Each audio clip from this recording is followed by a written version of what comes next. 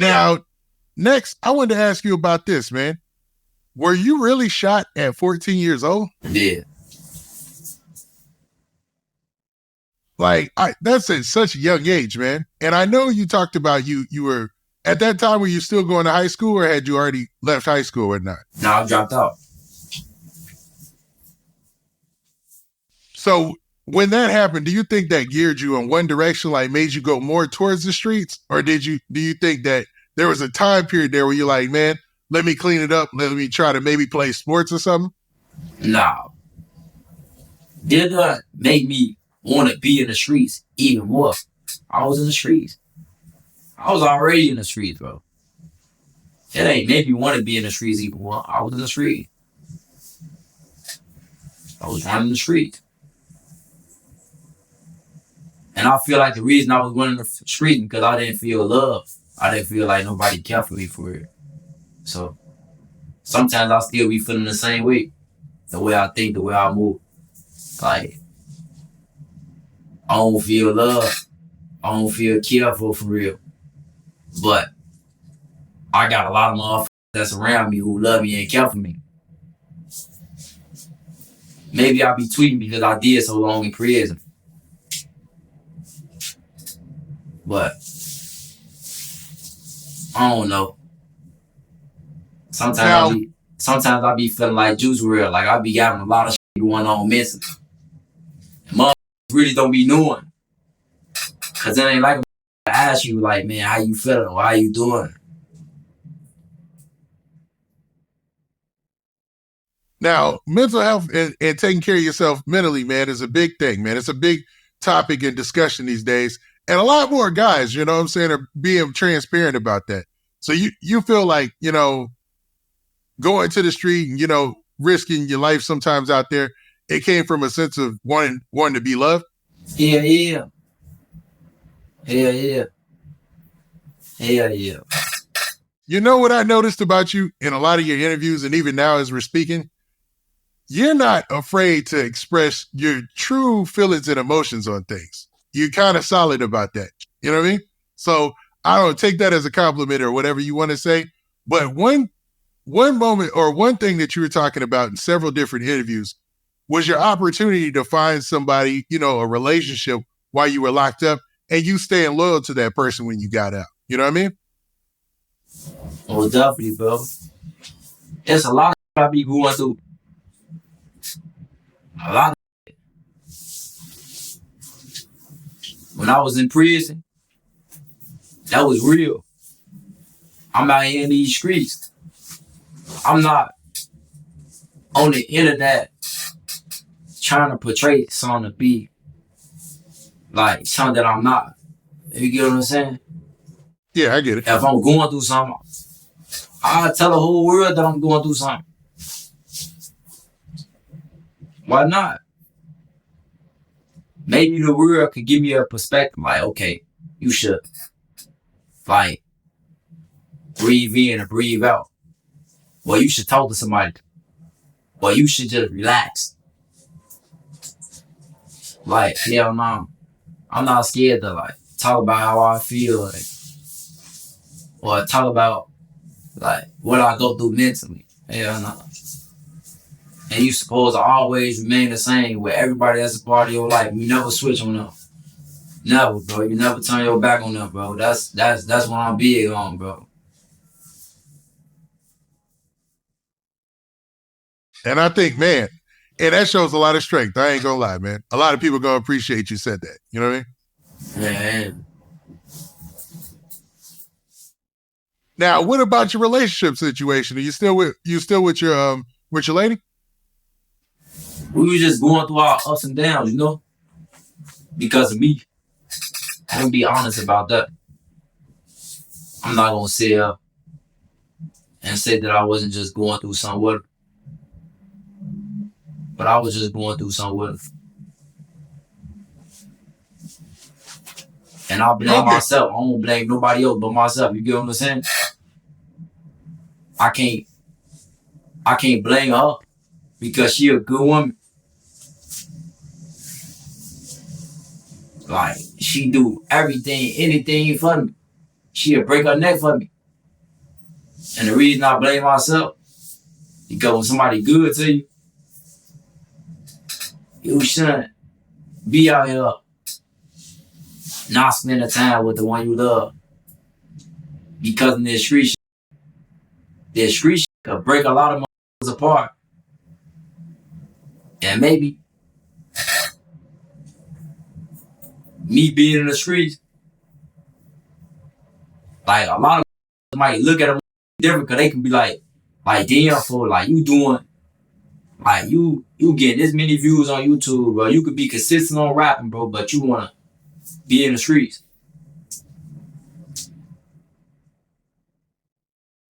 Yeah, it's wild, man, because like a lot of people wouldn't admit that, man. Number one, you admitted that you made mistakes, which is hard for people to do. Yeah, you know, they call that accountability, right? Yeah, that's accountability. I f***ed up, bro. I can only blame myself, bro. Anything that I do, I only blame myself. I can't blame nobody else. I can't try to throw the blame on the who trying to love me and care for me because I want to be in the street, because I'm not trying to spend time with them. You feel me? Like, no, I hear you. I hear you 100%, man. Yeah. That's how that go, bro. Now, segueing from kind of your relationship and personal life, you did a long time in prison, right? But now you're on parole. How much longer do you have on parole? A couple more months. Okay, so a couple more months and you're basically you're a free man, right? I mean, at that point, are you free? Yeah, I'm be off parole, yeah. You free. Nice, man. So when you get off parole, what is the very first thing you think about doing, man? Going overseas. Nice. Now, when you say overseas, where are you talking about going? You talking about Europe? You talking about Africa? You talking about Asia? Or all that? I don't know yet. But I know a lot of motherfuckers me overseas, though. They be in my DM. They be telling me to come to Europe. They be telling me to come to Africa. Hey, there might be a big bag, some big bags over there waiting for you, right? Yeah, they with me there. Nah, I ain't gonna lie. That's why I say, like, when I get off parole, I want to go overseas, bro. That's the first thing I want to do. Hey, man, go get your money. I ain't mad at it, man. I'm actually cheesing, man. I'm like, hey, because this is a good story because you come out, you already tell, because the story for those who are going to watch this later is you already, you had told your partners in jail that you were going to come out, you were going to rap, and you was going to make it. And you're actually going step by step to do those things, man. So to have fans overseas, what kind of feeling is that like? That's a great feeling. They f with me, I f them. That's a wonderful feeling. Overseas, though, like, damn. You got my listen to your music overseas. I heard an NBA player talk about this, and it was like, he was talking about another player, I think it was Anthony Davis or something like that, and he was saying that, yo, when something has 100,000 views on it, right? 10,000 views on it or whatever. Like 10,000 of those 100,000 views could be people in Russia. 10,000 of those 100,000 views could be, you never know. You know what I'm saying? You could be having pockets of fans all these different places. So, there's definitely a bag out there for somewhere for you to get that, right? Most definitely. All you gotta do is just keep working. And that's all I'm doing. My reality is life. Like what I'm going through for real. But I'm not gonna let that shit hold me back. I'm gonna continue working. I'm not gonna stop working. Some shit, you don't gotta fall all the way back from it. But if you going through serious shit in life, sometimes you just need to, all right, let me chill for a little minute and focus on this and get this shit over here situated. Then I'm gonna go back to this. Cause when you going through shit mentally, bro, you can't just be like, no. Like everything ain't meant to be put on no track. You know what I'm saying? No, I get it. Let me go to the studio and put this on the track. Nah. Yeah. But you sound pretty grounded. I'm gonna be real. You know what I mean? They gonna say I'm glazing. I swear to God, man. Because it's some of these answers, and I'm a little different because I've watched so many of your interviews. You know what I'm saying? I've listened to so many of your music videos and whatnot. So it's a different take, man. You know, this is a different take than I've seen you take in other interviews. As well, not really, man. It's just a different topic. You know? With that, that's how I'm coming, bro. You called me. You called me at the wrong time. You didn't call me at the right time. So this is what it is, though. Okay. Now there's always a lot of speculations and questions around the fact that you were cellmates with King Von when you were locked up, right? Yeah, I was. In that time period when you were locked up with King Von, what was that like, man? What, like day to day? Because I think you said he was your cellmate for like what, a month? Yeah, man. So day to day, were you guys ever into it? Was it like just having a regular celly? Yeah. Like having a regular celly, bro. It's cool. We knew the same females. It was cool, bro. Now, was there ever a situation where you guys were just like having communications about rap? Nah, we ain't never talked about rap. I never even knew he was gonna rap. Never knew that. Really? Never knew that. Actually, I've heard you say it before, but it's hard to. It's like what was going on where you have two rappers in the same cell. They both come out. They both leave prison, and it's just up for them. You know what I'm saying? Yeah, I ain't never knew he was gonna rap. Shit, that's talking the fuck about me. Well, now when he passed away, you were still locked up. What was the reaction inside of prison? My reaction? Yes. Yeah, another rapper did. Shit, that was my only rapper. Shit, my reaction. Shit. Like, did you feel any sort of way or any sadness because you had spent a month with him? You know, him being cellmates. Bro, a lot of motherfuckers in the county be cellmates with their ops, bro. Like that shit don't make me special because I was cellmates with them, bro. Shit don't make me special at all. Yeah. Okay, so when he passed away, it was just like the rest of us just watching the situation play out, right? Yeah, damn. It happened like that. Man. Like, it wasn't nothing special about it. But to be real, it wasn't your typical story because he was in Atlanta, Georgia when it happened. You know what I mean? Yeah, that's crazy. That's fucked up. I'd rather take my chances in my city, bro. I ain't going nowhere else and getting checked out, bro. That's fucked up. Yeah, but and all the drama behind it and everything afterwards. I mean, it's pretty much been like it's like one of those chapters in hip hop. You know what I mean? Yeah, that's fucked up, bro. But he'll be alright though. He's straight. Now, in the long run, like, well, as far as drill rap music is concerned, it seems like it's a self-feeding system. Like, do you think there'll ever be a time where drill rap just slows down? Because it seems like it went from its super heights in 2010, 2011, 2012 to where we are now, to where you have drill rappers who are mainstream. You know what I mean? The drill coach gonna always be the drill coach. Ain't no such thing as it gonna die down. It might do die down with the motherfucker that's in the drill coaching with like the motherfucker that new come around and they getting hot and they making noise, then it's gonna be like, okay, yeah. Like, that's all it take, bro. After us, it's gonna be new motherfuckers. After them, it's gonna be more. You know what I'm saying? The drill coach gonna always be around. That what motherfuckers like. Drama sales, bro. That's true. And what's different is I tried to compare it to the LA gangster rap time because for a long period of time there, Los Angeles had a grip. They owned hip hop. Like gangster rap ran hip hop. I know you're way too young to remember that, but like it was like for like a 6-year period there. If you weren't from LA, you weren't from the Bay, you weren't putting out gangster rap music. It wasn't gonna happen for you. You know what I mean?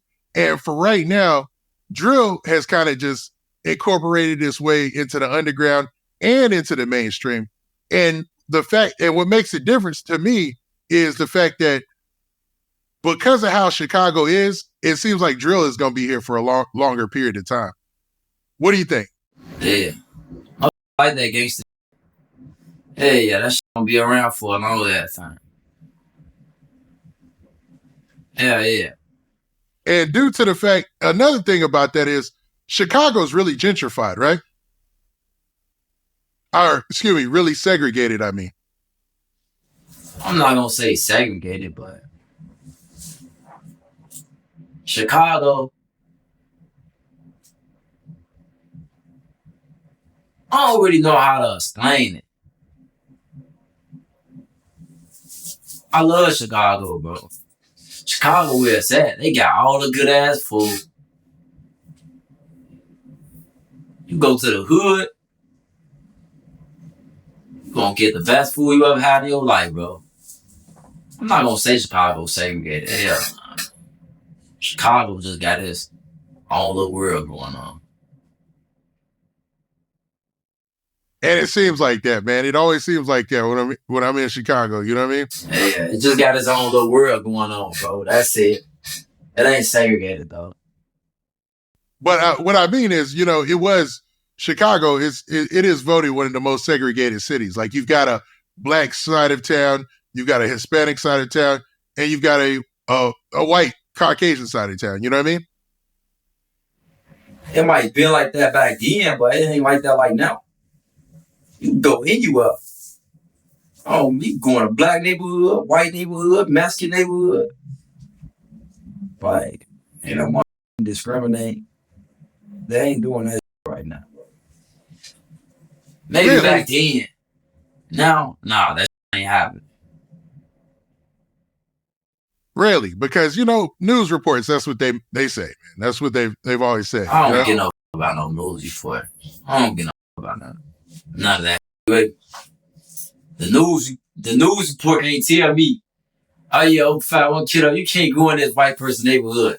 I go where the I want to go. Can't tell me that. Bro. So I don't look at it like that. I get it. Now, I only have a couple more things to ask you, man, before we get up out of here. But I wanted to see if you saw anything about this whole Blasian Doll and THF Muda situation, right? Like, saying what? Like, are you familiar with Blasian Doll and THF Muda? They were kind of dating, and I guess they're people that they're connected to don't get along on the streets. They're ops or whatnot, right? So then they break up, and it's all sorts of rumors that one person was trying to set the other person up. Is that a dangerous move anyway, man? Hold on, see it again. So THF Muda and Blasian Doll are on the streets allegedly are supposed to be ops, right? So they break up, they have a relationship, and everybody on social media is going crazy. Like, what in the world is going on here? They break up, and it's alleged that they were trying to backdoor each other, man. Is there ever a possibility to avoid a situation like that? Yeah. Damn, that's my first time hearing about something like that. That's how you know I'm gonna be looking at. That's crazy, bro. I ain't gonna lie to you. It's crazy. But now, when they first started dating, Crip Mac jumped in, was like, "Yo, you should," because he had a thing for Blasian Doll. He was like, "Yo, you shouldn't be dating your ops." And now they had a situation and a fallout, and it seemed like he was right, man. Like, damn. That's something new to me, bro. I gotta go check that out, bro. Yeah, they trying to backdoor each other. That shit ain't crazy. They acting bad, bro. Chicago f***ed up, bro. Now, all that was alleged. It was reported by some blogs or whatever, but it had everybody like, wow, this is crazy. You know what I mean? Yeah. Yeah, that's f***ed up, bro. You gotta go check that out. Now, since we talked about Crip Mac, now, did you see what happened with Crip Mac recently getting caught with the gun, which is allegedly a switch on it or something like that? Yeah, I seen y'all. I think I seen him on 22 platform. No jumper. Yeah, no jumper. That Crip Mac, yeah, he got locked up. Yeah. Now, what do you think about Crip Mac, man? I wanted your opinion. I've interviewed him several times. I was wondering what you thought. He funny as hell. He funny as hell. I fuck with him though. He funny, bro. He just being himself, gang. I fuck with anybody that's like that, bro. He funny as hell. Now, what's wild is, man, it seems similar to the situation that had with Boosie, right? Because Boosie went to court, they dropped his case, he's happy, he's walking out, and automatically the feds arrest him. You know what I mean? They did the same thing to Crip Mac. He goes in for his case, he hears they dropped his case. As he's walking out, the feds arrest him. So they elevated his gun case to a fed case, man. That's the type of shit they be doing, bro. You gotta be more careful, you get what I'm saying? Now, it looks like, for people who watch this stuff like me, it looks like almost coordinated, like from rapper to rapper, man. Being a rapper, do you think it puts a target on your head for those type of situations? You gotta keep your blick on you, though. But it ain't what you do, it's how you do it. You gotta keep your sword on you. 12 will never understand that. They don't gotta go through this type of shit. A motherfucker in the streets going through, or a rapper going through. He don't gotta go through that shit. All 12 gotta do is ride around and pick on people. Goofy.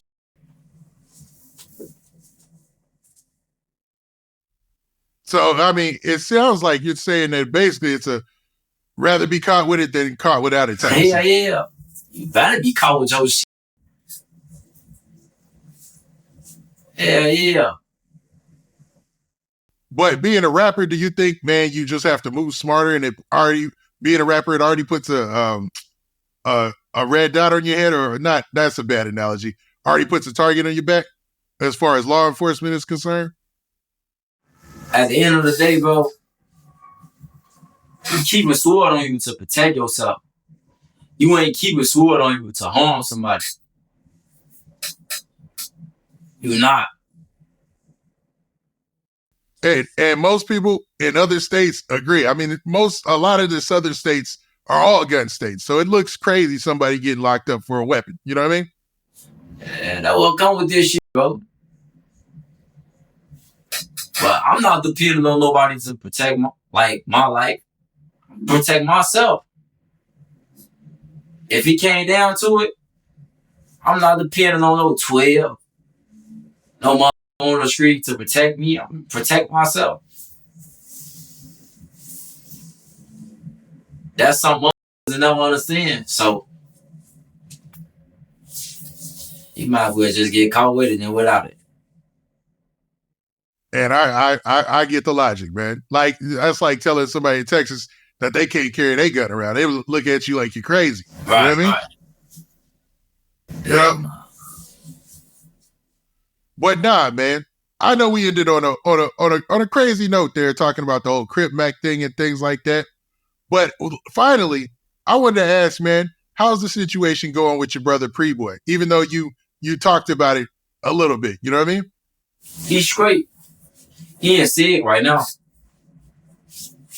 He been in SIG for like 30 days.